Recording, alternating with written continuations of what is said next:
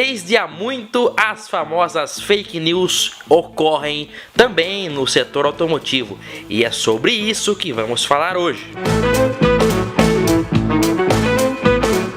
Olá amigos do canal PL, o seu canal de literatura automotiva e nostalgia. Se inscreva no canal se não for inscrito e já dê o joinha nesse vídeo que está bem legal mesmo. Hoje vamos falar sobre alguns casos polêmicos, algumas contradições que ocorreram no setor automobilístico nacional, e também temos um caso aqui de exemplo internacional. Olha, em 1967, a Volkswagen do Brasil comprou a WEMAG, a DKW WEMAG, que estava em operação aqui no Brasil desde lá do final dos anos 50, 1958 começou as operações daqueles carros com motores dois tempos de 1000 cilindradas, e em 67 a Volkswagen absorveu a empresa aqui no Brasil, mas num primeiro momento eles anunciaram que a produção dos veículos WEMAG continuaria. Os produtos, o Belcar, a WEMAGET, o próprio Fissori, num primeiro momento foi anunciado que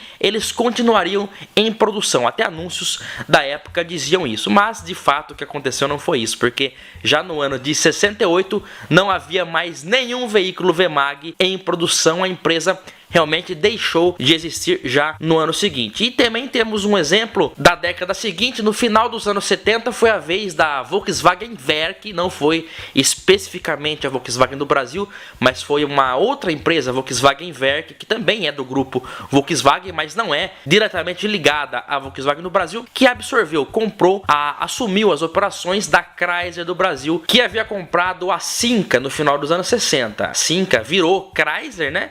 E produziu aquela série de veículos emblemáticos, mas a Volkswagen Werk comprou a Chrysler com a intenção clara já nos caminhões. Ela não tinha interesse de fato nos carros de passeio, mas como fez com a WEMAG, no primeiro momento também anunciou que os carros continuariam em linha, o que não fazia sentido, mas foi anunciado e logo depois se mostrou uma grande divergência, porque os carros foram tirados de linha e a Chrysler realmente deixou de existir, dando lugar à Volkswagen Caminhões. Médias de consumo exageradamente boas, quase que milagrosas. No começo dos anos 80 tivemos um exemplo, esse anúncio aí: Gol a álcool, a alegria da praça, até 18 km com litro. 18 km. Será?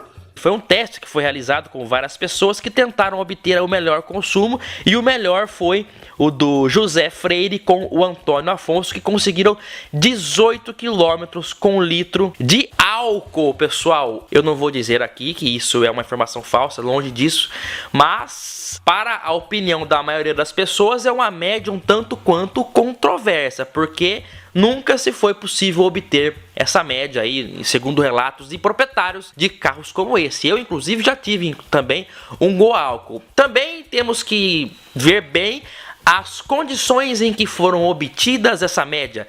Eu vi comentários que diziam que os 18 km com litro poderiam ser obtidos com o carro em quarta marcha a 70, 80 km por hora na descida. Mas é uma condição que é muito difícil de acontecer. E não foi só a Volkswagen que fez um anúncio desse com médias estranhamente boas demais. Já no início dos anos 90 também temos essa propaganda do Ford Verona e do Escort. O Ford Verona a gasolina com a média de 23 km com litro e o Escort a álcool com uma média de 16. Nem o Escort conseguiu bater a média do Gol a álcool com dupla carburação e motor refrigerado a ar. Lembrando que no caso desses esse Verona e esse Escort usavam o motor CHT, que realmente são motores bem econômicos, mas ainda assim nas redes sociais esses números de 23 km com litro de gasolina no Verona, que é um carro mais pesado do que o Escort, e o Escort movido a álcool, uma média de quase 17 km com litro, são médias controversas que realmente impressionam e causam dúvidas. Será que realmente é possível obter esse consumo? E cai na questão mesmo do Gol, que pode ser que o carro esteja ali a 70 por hora, em quinta no caso desses daqui, na descida. E você, tanto no Gol quanto no Verona e Escort, você acha realmente que essas médias eram reais? Também pode-se dizer que o combustível era outro, mas mesmo assim eu quero saber a sua opinião.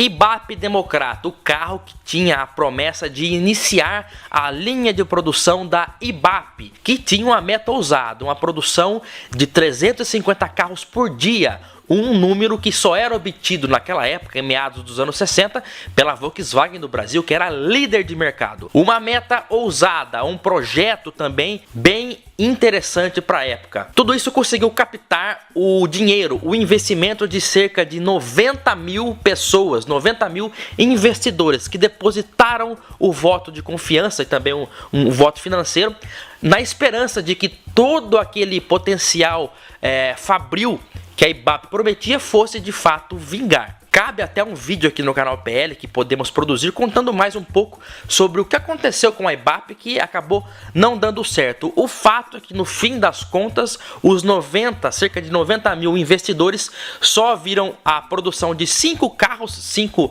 protótipos, modelos pré-série, e de fato a linha de produção do Democrata nunca chegou às vias de fato, nunca chegou a acontecer. O Democrata morreu com o sonho de ser um grande automóvel brasileiro.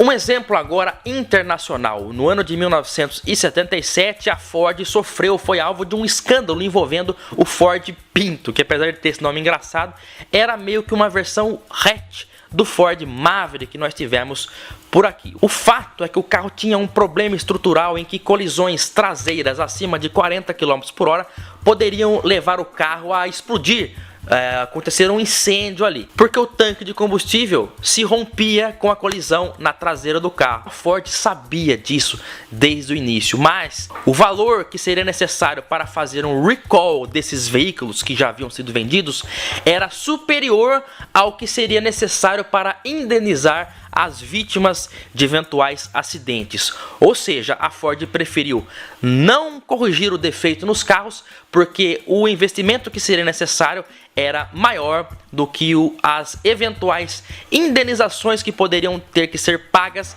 a pessoas que sofressem esse tipo de acidente, esse incêndio com o Ford Pinto. Isso foi um escândalo no ano de 77 e queimou para sempre a imagem do carro na empresa.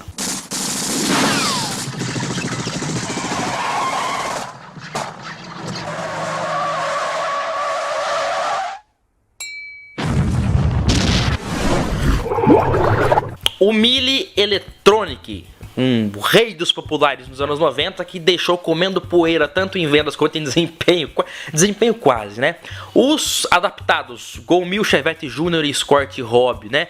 O Mille Electronic, a palavra Electronic que vinha até estampada na tampa traseira do carro, poderia dar uma alusão de que o carro possuía injeção eletrônica de combustível, um item que estava começando a equipar a maioria dos carros nacionais no início dos anos 90 e dava uma imagem ali de carro já injetado, mas na verdade não era nada disso. O Electronic, na verdade, se referia ao sistema de ignição eletrônica controlada por microprocessador e não injeção eletrônica de combustível, como muitos diziam. O carro ainda possuía carburador. A injeção eletrônica de fato chegou na linha Mille em 1996, somente no Mille EP, que substituiu o ELX, e no Uno Mille IE. Mesmo assim, o Mille Electronic continuou em linha ainda por algum tempo, e esse Electronic na verdade não tinha nada de injeção.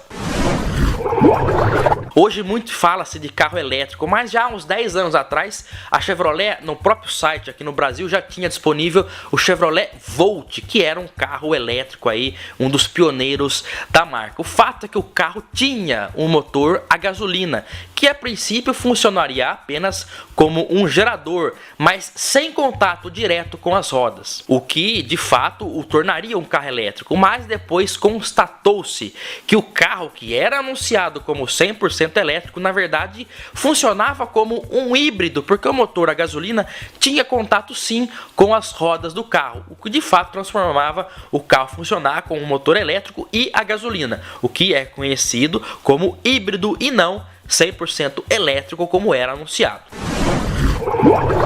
Em 2013 já se sabia que a Kombi sairia de linha pela lei que trazia a obrigatoriedade de airbag e freio ABS nos carros. E para isso foi criado então a série Last Edition, que seria a despedida da Kombi no mercado brasileiro. inclusive o último país a fabricar peruas no modelo convencional, no modelo antigo. Para isso foi feita uma série toda especial, com pintura em 2 tons, cortininha, o que todo mundo já sabe. O que acontece é que no início seriam feitas apenas 600 unidades, o que tornaria esse modelo bem exclusivo. Só que a demanda pela Kombi Last Edition foi grande, superando as expectativas da própria Volkswagen, que sorrateiramente dobrou a produção de 600 unidades para 1.200, então teriam o dobro de Kombis Last Edition. Isso causou uma revolta muito grande em quem já tinha comprado a Kombi, pagado caro, bem caro, porque ela era mais cara do que uma Kombi convencional. E muitos proprietários ficaram revoltados realmente com essa ampliação no número da série especial e entraram até com processos contra a própria Volkswagen. O fato é que ainda hoje é relativamente comum a gente achar Kombi Last Edition à venda, né? Embora com valor alto, claro. Mas não se tornou tão exclusiva quanto era esperado. O próprio Grazie Mille, que foi a despedida do Uno quadrado, é mais difícil você ver na rua do que a Kombi Last Edition.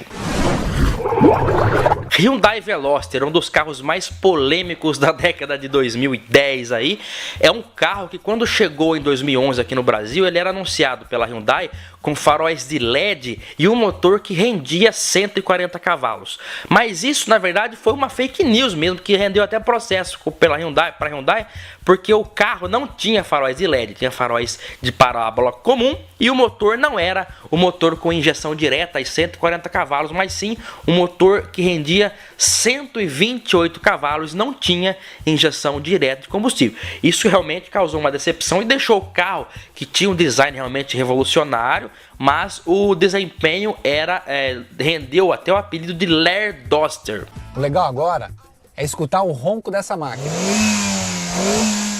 Ronquinho de carro esportivo ele tem. Será?